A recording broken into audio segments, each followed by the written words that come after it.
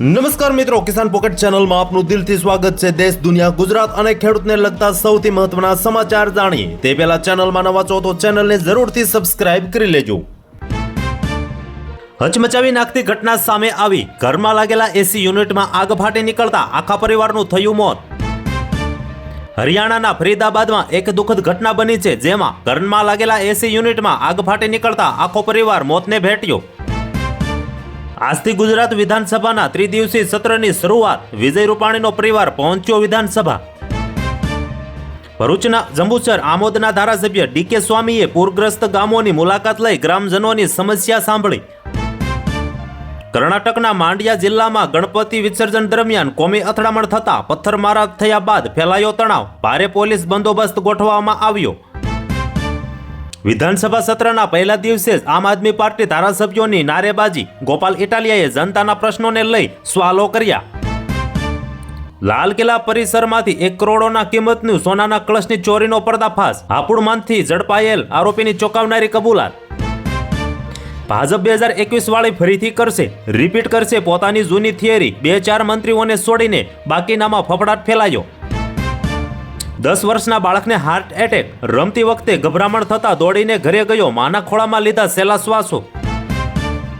દેવભૂમિ દ્વારકા જિલ્લામાં આમ આદમી પાર્ટી ખૂબ જ સક્રિયપણે કામગીરી કરી રહી છે, ત્યારે સરપંચ, ઉપસરપંચ સહિત 200 લોકો આમ આદમી પાર્ટીમાં જોડાયા।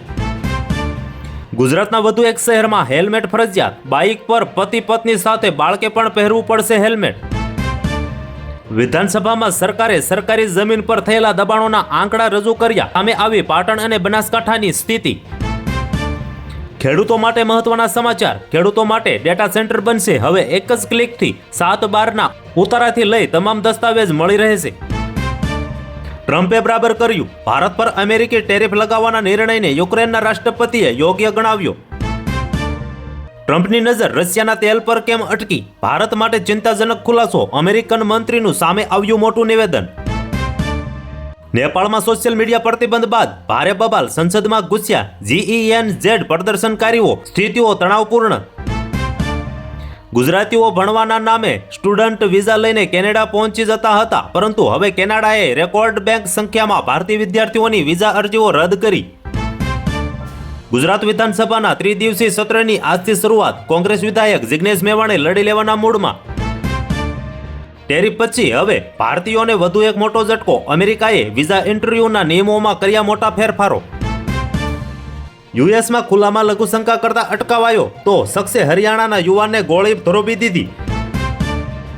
જાપાનના રાજકારણમાં મોટી ઉથલપાથલ। જાપાનના વડાપ્રધાન શિગેરુ ઇશિબાનું રાજીનામું। 10 મહિનામાં છોડવું પડ્યું પદ। યુક્રેન સામે યુદ્ધ નહીં રોકવામાં આવે તો રશિયા પર કડક પ્રતિબંધો લાગુ કરીશું। ડોનાલ્ડ ટ્રમ્પના રશિયા પર પ્રહારો।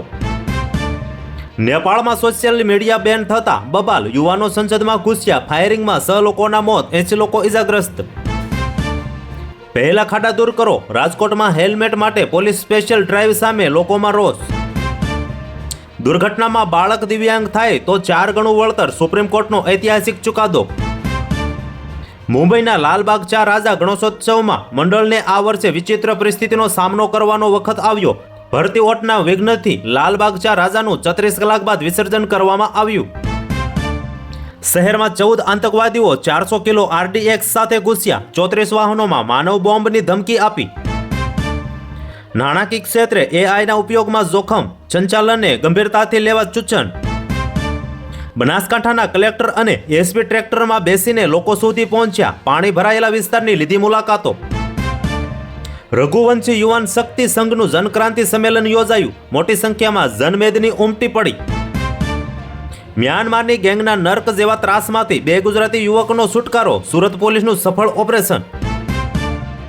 તો હાલ માટે આટલું જ। મળીશું નવી અપડેટ સાથે। જો તમને અમારા વિડીયો પસંદ આવતા હોય તો ચેનલને જરૂરથી સબસ્ક્રાઇબ કરી દેજો।